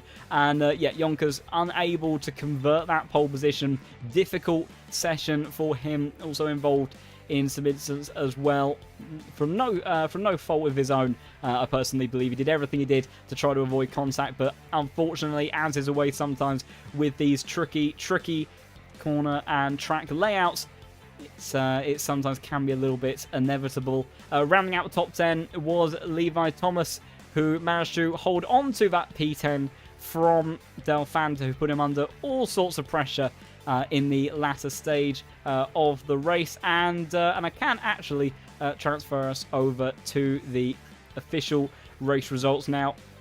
And there we go. So, yeah, Del Fanta P11 then, and then Mateus Kuhn up to P12. Good effort from him. And Nufriev P13. Philip Manar settles for P14 with my unfortunate commentator curse.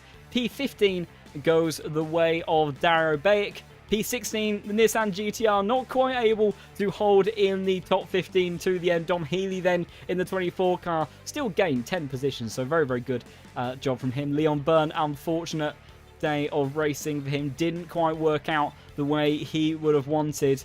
And then P18, just not too far behind, Ryan Renoir at Lamborghini, has received BOP changes, but maybe Watkins Glen and the rain still a combination that is not too suited to that car. Joris Appel, P19. Detrick, P20. Closely followed up by Solstov, who couldn't quite get past in the end. Henrik Gamble, tricky day for him. 22nd place. Mellis, saw a mistake from him in the latter stages as well, finishing in 23rd. Brouillet finishes 24th.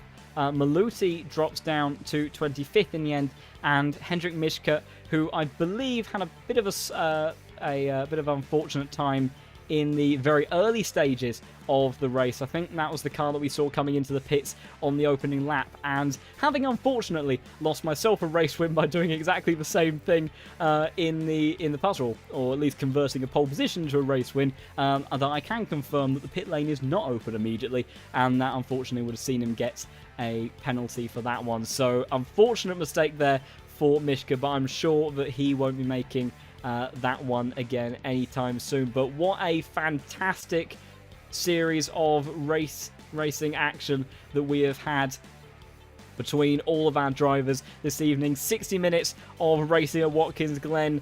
We wondered what we might have on the horizon for that. We had the BOP changes. We had changeable weather for good measure, and it gave us everything that we could have possibly hoped for and more, as does the Pro Series as always. So fantastic stuff there from that, and gives us a very interesting series of results heading in towards the final stages of the season, because on the horizon we, after Watkins Glen, are heading to Silverstone. So BMWs, will Jardier manage to be a bit stronger there? The BMW has unfortunately one of the only nerfs it has received, as I believe someone changed to the turbo for Silverstone, so he maybe won't have the scorching pace that the BMW previously had around that circuit, which I'm sure he'll be slightly disappointed about, but we know how quick and how consistent he can be, and will he be able to get his third victory of the season and continue to try to close down that championship lead that Marco Bischoff has over him. He'll be very happy with the result he got from that today. And also, I believe, if I'm not mistaken, that I'm just trying to double check, but I do believe that Silverstone is a 90-minute race, so we will also have to see about the longevity of some of these, some of the tyre management, even the fuel management, things like that. And as is typical of British weather, we may also have some changeable conditions there as well, which, if today is anything to go by, should undoubtedly give us a very, very exciting bit of racing at Silverstone. Doesn't look like we've got anyone looking to join in for an interview, so that is going to be it for today. So thank you everybody so much for watching. Hope you enjoyed the race as much as I did there. It was a fantastic bit of action all the way from start to finish. We had all the thrills and spills that Watkins Glen always promises, and so does the Pro Series. If you want to see more of the LFM Pro Series action, then tune in once again next week, same place, same time, if you want to see that action. And if you want to stay in touch with more of these streams, that we'll be looking to maybe expand a bit more on the streaming content for the YouTube channel in the future, then do also consider supporting the channel and subscribing as well, so you can see more of that. And if you want to get involved in a bit of the LFM racing itself, whether it be the Pro Series or everything else that LFM has to offer of its other championships and the daily races, then do head over to lowfuelmotorsport.com, get yourself signed up, get a profile together, and head on into the servers and start working your license and rating up. And you may be battling out on track with these guys that we saw racing tonight, and boy, does it give some adrenaline rush and action, so do consider doing that as well. But thank you then, everybody, so much for watching, and see you same time next week. But for now then, it's goodbye.